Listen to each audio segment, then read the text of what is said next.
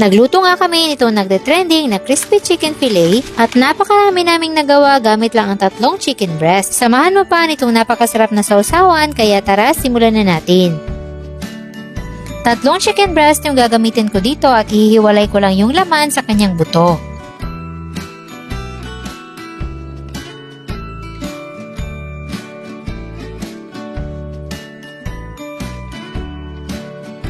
Tapos, ihihiwain lang natin to ng mahahaba, yung hindi masyado makapal at hindi rin naman maninipis.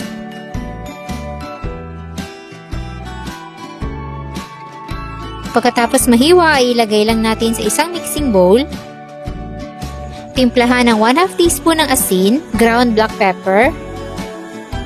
At para hindi na tayo maglagay ng marami pang seasonings, maglalagay tayo ng 1/2 na chicken cube. Pagkatapos, ay haluin natin itong mabuti.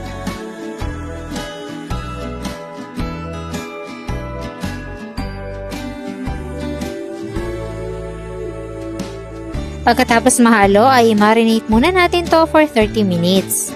At habang hinihintay natin yan ay gagawa naman tayo ng ating dipping sauce. 1/4 cup ng mayonnaise, konting asin, black pepper, fresh na minced garlic, at 1 teaspoon ng white sugar. Tapos lagyan natin ng 2 tablespoon ng tubig at haluing mabuti. Then, pipigaan natin yan ng kalahating lemon.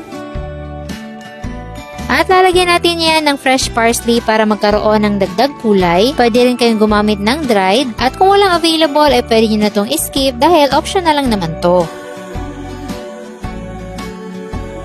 At kapag ganito na yung consistency ng inyong sauce, ay pwede na yan. Balikan na natin yung binabad nating manok at lagyan natin ng 2 itlog. Pigaan din natin ng kalahati ng lemon na ginamit natin kanina.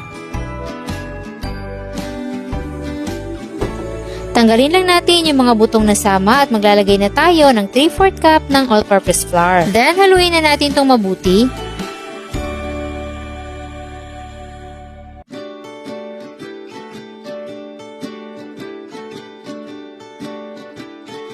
So, ganito yung magiging itsura ng ating buttered na chicken breast at magpiprepare na tayo ng breadcrumbs. Isa-isa na nating i-coat sa breadcrumbs yung ating chicken slices.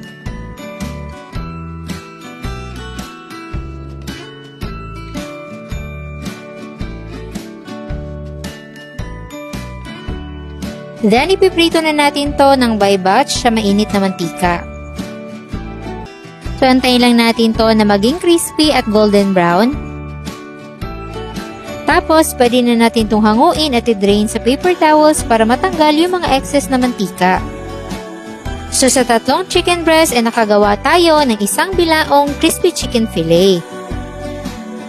Pwede mo itong lutuin sa mga salo-salo at sa mga bonding kasama ang family at friends.